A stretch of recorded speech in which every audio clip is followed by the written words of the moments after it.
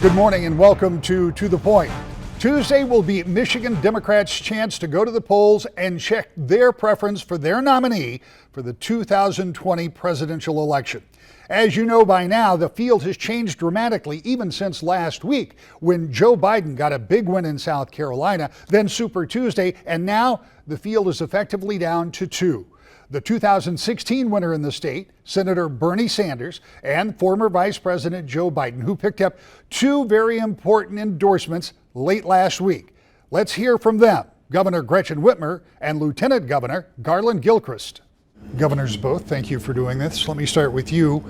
We had talked very generally early on, and you said, probably not going to get involved in this. And as the field got smaller and our race in Michigan got closer, something changed your mind. What was that?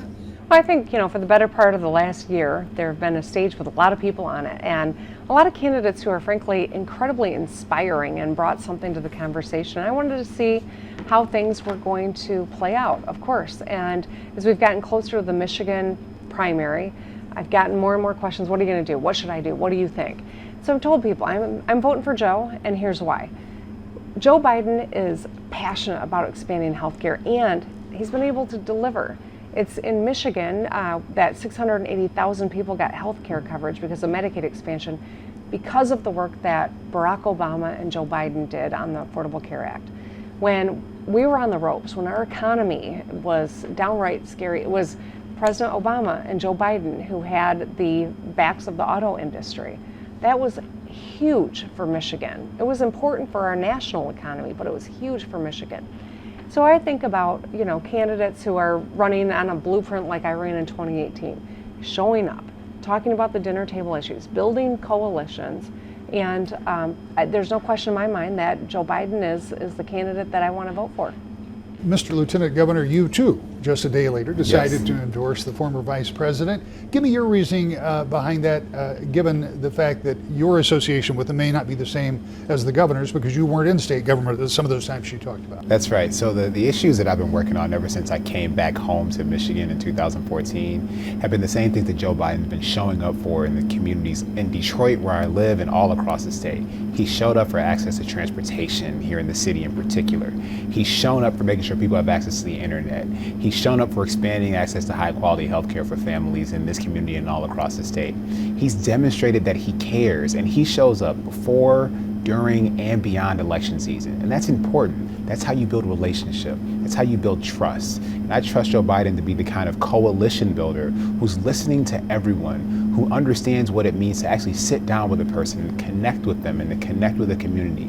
That's how you organize. That's how you win. That's how Joe Biden, I think, is going to be able to deliver in the state of Michigan with our support. And that's how we're going to stand tall together all across the country. He's going to be our next president. Governor, let me ask you this. You've seen a lot of these come and go, and I've watched them too, and I've always believed that Michigan was in a really unique position to have an impact. I used to think of it more about the general election, but as we sit here now, hours away from a primary, if the former vice president takes Missouri and Idaho and Mississippi and Michigan, and you have to have Michigan because of the large number of delegates, and because we'll be the only battleground state out of that group in November. Does this race end in Michigan? We'll see what happens on Tuesday, but of course on Tuesday, Michigan is the biggest state to weigh in. This primary process has been wild and weird. Iowa took a week long to figure out what the heck happened. I fully expect that, Bernie Sanders is going to have a good showing here in Michigan. I believe Joe Biden will have a good showing, and I don't want to predict the outcome. I will just acknowledge that I think Joe is the best candidate for all of the reasons that I just described to you. But Michigan's voice is important. The whole world is listening to us, finally, as they should be. We're going to change how we go forward with primaries because I don't think Michigan should come this late, frankly. But by the same token, we're still important. We can still decide elections. We could decide this primary and also decide the general election in the fall, and I expect that to be the case. And finally, for both of you, how important is it from your perspective as this administration, I'll start with you, Mr. Lieutenant Governor, that you have someone in the White House that you have a dialogue with, which is not to suggest that you don't now, but we all know that presidents of the same party generally work better with governors of the same party. How important is that for you after November? That partnership is critical. So many things that we need here in Michigan, that we count on in Michigan, depend on a strong partnership with the federal government. It's one of the reasons why we're trying to make sure that the state of Michigan and our communities across the state are showing up and being counted by the federal government by fully participating in the census. Having a partner who is actually investing in that census infrastructure would have been great in 2020 instead of cutting that infrastructure like the Trump administration did. A Biden administration is about including more people, about having better communication, better partnership, and frankly, ideas that are aligned with expanding access to healthcare and deepening investments in our communities. So I'm looking forward to working with an administration like that. Governor, you have the final word. I would just say, one of the things that I think is an incredible strength and is always important in politics and outside of government, to build coalitions. And I want to make sure that Michigan voters know if you've cast a ballot for a candidate who's no longer in the race, you can go to your clerk's office and spoil the ballot and recast it on Tuesday. I think that's really important. Amy Klobuchar is going to be coming to town. Mayor Pete's going to be coming to town. I think that this is the kind of coalition where we are hoping that people whose candidate maybe isn't still in the race will think about joining us, because the stakes are really high in this election, and what happens on Tuesday really matters. There really is quite a bit to know about the presidential primary process here in Michigan. For example, if you've already voted by absentee and your candidate isn't in the race, you can change that vote through Monday. Also, you can register right through Election Day. But moreover, what role will Michigan play? We're used to Michigan being a battleground state when it comes to November. But this time around, it could be pivotal in the selection of the Democratic nominee, something we'll be following on Tuesday. And of course, we'll follow this all right through November. When we come back, we'll talk about another election, this time not presidential. To the point. Welcome back to the Point. This week, all of the focus is going to be on the presidential primary here in Michigan, but there are dozens and dozens of races that you'll have to decide come August and again in November. One of those will be for all of the congressional seats all around the state. Just a couple of weeks ago, a sitting congressman said he would run again. We sat down with Congressman Fred Upton to find out why. We haven't had the chance to talk since you made the announcement that you would run for re-election. There were some who wondered if you would. I wasn't one of those because on Mackinac Island I saw Upton 2020 buttons. But tell me about that process, because each time you decide to run, it's another commitment to spend time on the campaign trail, and if you're successful, another 2 years in Washington. Well, that's right. And for me, my formula has always been my family is first, the job is second. And if you do the first two right, the campaign should be easier than it might otherwise be. But you also have to just confess, campaigns take a lot out of you. I mean, just adds to the hours of the day for sure. For us, remember the filing deadline is still a couple months away, but what really held us back from making a decision was I'm now a grandpa. That's a great news. And my daughter had a very tough pregnancy from start to finish. And there was those concerns. He's now, my little grandson's a month old. Everything worked out great. We're so blessed. But that was the real deciding factor, because if things had gone haywire, Well, congratulations on becoming a grandfather, and I'm glad that those circumstances turned out better than you thought. But talk to me on that very personal issue that you have to deal with. When you look out around this district that has changed and molded around any number of times since you've been here, but the same basic needs remain, what needs to be done to help this district? Well, a couple things. First of all, no election is easy. But what provides me the challenge of wanting to continue is I'm very involved, and we've talked about this before, with the Problem Solvers Caucus, a bipartisan group, 4 from Michigan, Republicans and Democrats. We've successfully changed the rules of the House to try and limit the dysfunction that goes on there. And proof in the pudding is what we just did on coronavirus funding that the president's going to sign now. In a week's time, we went from what their request was, $1.5 billion to $8.5 billion, providing money for local resources on something so critical that, again, for the American public, they don't care if you have an R or a D next to your name. They want the job to be done. Our Problem Solvers Caucus, some of us, met with the Vice President for more than an hour at the White House in the Situation Room earlier this week. and we talked about what we needed to do and why, frankly, $1 billion was too little. We need to make sure that the resources are there, pay me now or pay me later, and we ended up with a package that even Justin Amash voted for, quite frankly. Only 2 people voted against it in the House. 1 person voted against it in the Senate, and the president signed it into law, and it's going to provide, I hope, immediate relief from testing to, answer a lot of different questions. It has to be all hands on deck. The problem solvers, whether it be immigration reform, budget reforms, changing the rules of the House, a whole number of different issues, we are engaged. And that, to me, is what's provided the need that I have to try and make a difference for people in Southwest Michigan. I want to explore more about the coronavirus, but while we're talking about problem solvers, and we've had this discussion before, however, as an observer, I have watched as there have been some of those areas, even more areas that you talked about, where there seems to be some bipartisan civility. Now, it certainly doesn't translate. So we all took that pledge, by the way, in the problem solvers, that we're going to be civil. And the other key component is we have, in essence, a pact that we are not going to work against each other. Often, you got Republicans, Democrats, I'm signing up for a fundraiser for so-and-so, or use my name. No, that is verboten. It doesn't happen within our group of 48. Which is unusual, because that's the way things work. Yeah. You got to have trust with people, and they got to know who you are, and I mean, this is why all of us in the problem really ran for office, to make a difference. I never thought I'd be a legislative individual. I never thought I'd ever run for office. I wanted to make a difference. I didn't think I'd be in the Congress this long, quite frankly, but it's because we've got a track record of working in a divided government, of getting things done. There's this big election coming up, yours, but obviously the presidential election. If you're successful, no matter who the president is, will you have the ability to continue this process and try to bring people along? Because the vitriol that we've experienced over, you pick the number of years, because it's been growing since, you can say since 2000 or 96 or 92, or you pick the date. Is that something that you can actually expand, or are you maxed out at 48? No. So we had a meeting earlier this week.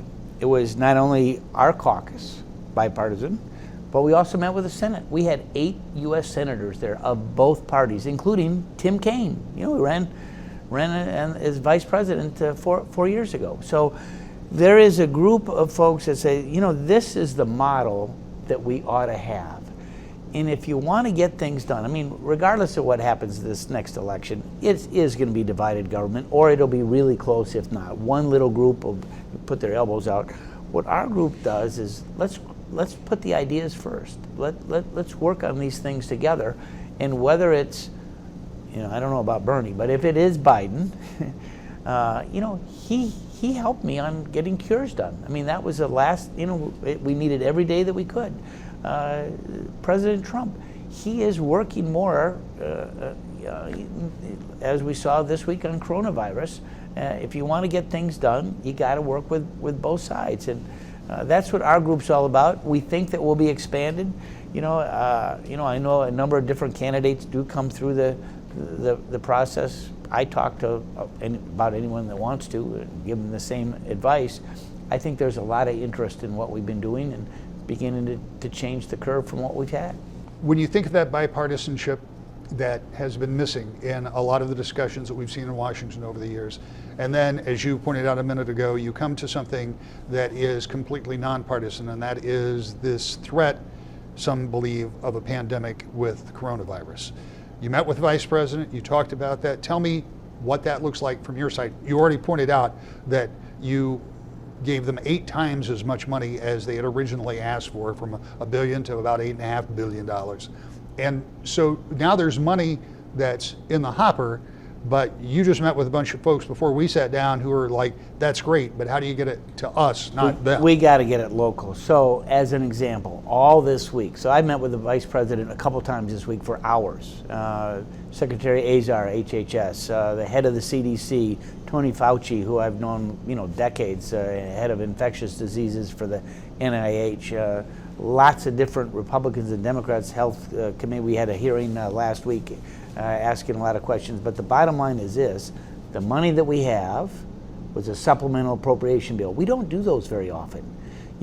Very rarely these days. It carries us to the end of the fiscal year. The regular spending process is starting now in the Appropriations Committee, but that starts October 1st. So hopefully this is enough money till then. If not, we need to do more, but it needs to be built into the base for fiscal year 21, which is the budget now that we're beginning to work on.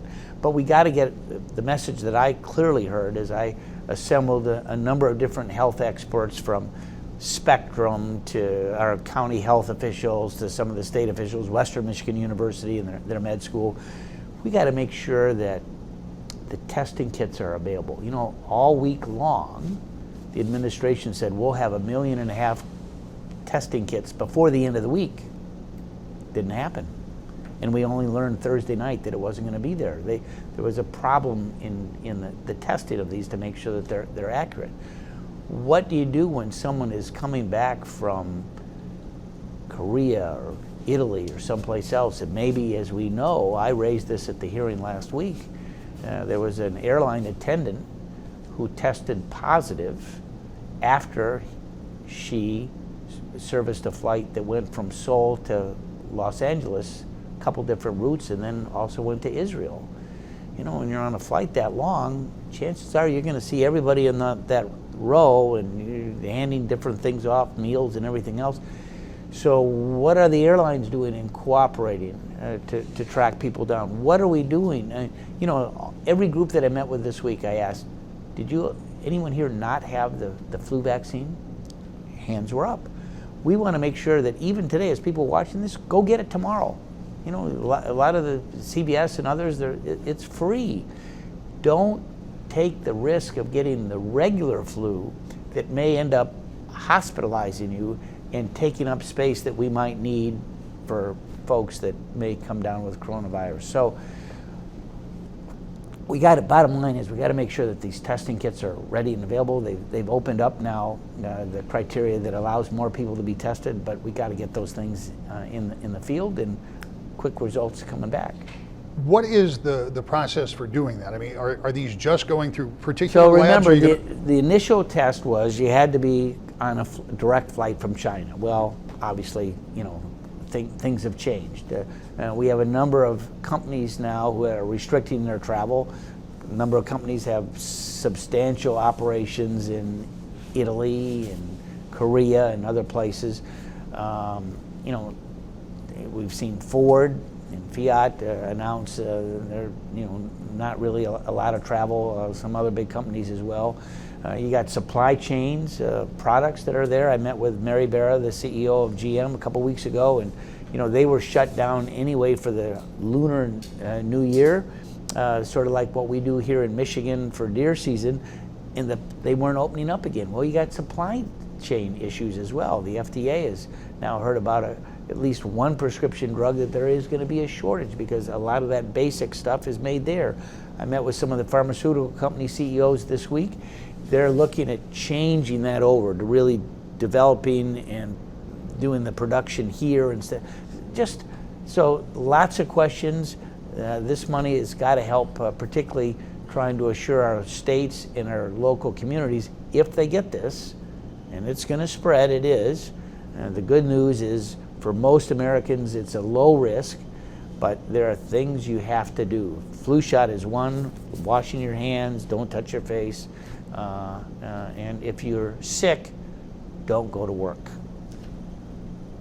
The illness and the threat of the spread of the illness obviously is the biggest and the most important concern. But you outlined a couple of other things that I've been watching and thinking about, including airlines reducing their number of flights because there aren't as many people traveling even domestically. Yeah. So you reduce the number of flights, that reduces the number of hours worked for people, and that reduces the number of fuel and a number of other things. It's all this interconnected thing. You talk about China as kind of the railhead of the entire, distribution facility for parts and pharmaceuticals and all of these things. Is the danger of the contraction of the economy secondarily to people being safe. I get it. But is that an equal concern as we've watched what's happened to the stock market and what could happen going forward? Well, it is. Debbie Dingell and I, two co-chairs of the Problem Solvers Caucus, maybe I should get that little banner right here, their nameplate. But we wrote a letter to the administration a couple weeks ago. Tell us after we sat down together with the CEO of GM about supply chain issues. As I talked to businesses here in our district, I've asked about supply chain issues, and for the most part they say temporarily it's going to be okay, but yeah, it depends on how long this thing goes. China, let's face it, has not been all that forthcoming. They're still not allowing our CDC officials in. We have to rely on the WHO, World Health Organization, folks, to get us some of that information. Even though I'm getting a fact sheet literally every 8 or 10 hours worldwide about where we are, there are some countries that are not on the list that, frankly, we know about. Vietnam, I heard from a colleague who heard from one of our constituents. Vietnam has had at least 5 deaths that this person was aware of, and yet they weren't on this week's fact sheet that we got out. So we're trying to get a handle on it. We're trying to make sure that all hands are on deck, that people are communicating with each other. We're trying to up the production of testing kits as well as masks, which ought to be primarily used, by the way, for healthcare workers, not for the average Joe like you and me walking down the street. Although you see some, as I flew through O'Hare this weekend, coming home, there are more people wearing masks than there were last week. More empty seats on the plane. Man, is one that comes back virtually every week. Usually you're crowded in someplace. There are a lot more empty seats before, because that's a container that people are, let's face it, and when you talk about all of these other aspects, the supply chain, for example, and I'm not sure, I think many people understand, there was a time when manufacturers kept warehouses full of parts and pieces to do things. And then we went to just-in-time delivery, so they don't have to have all of that inventory and all their money that's tied up in that. But I remember after 9/11, when transportation became a real issue, particularly across international borders, that instead of just-in-time delivery, it was not quite in-time delivery for quite a while, and we could be facing that again. Well, that's right. I mean, you look at an automobile, it has 3,000 parts to it. If it doesn't run if it's missing something. So,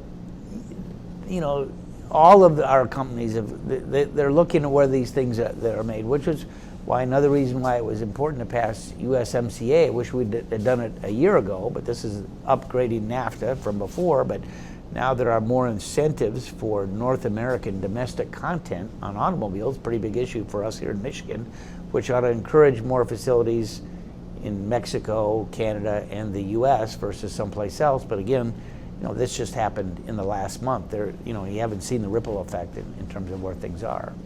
Democratic State Representative John Hoadley has said he'll run to oppose Upton. The filing deadline is still some time away. Other candidates may get in, and we'll keep track of that. When we come back, we'll talk about this coming week. Of course, it's a very important primary election, particularly as it concerns the Democratic candidates for president. But what does it mean for the state? What might it mean for the general election? And what might it mean for you? We'll talk about that and more next. To the Point. On Tuesday, the eyes of the nation may well be looking at Michigan. Not that there aren't other states in this week's primary round, but because Michigan is the largest prize with 125 delegates, and because Michigan is one of the only states that will be a battleground out of this group coming up in November. So as you go to the polls or as you watch the results, keep in mind that Michigan has an important role to play in selecting the nominee, and perhaps a more important role when it comes to selecting the president this November. It's something we'll be focusing on every Sunday morning at 10 o'clock when you join us right here for To the Point.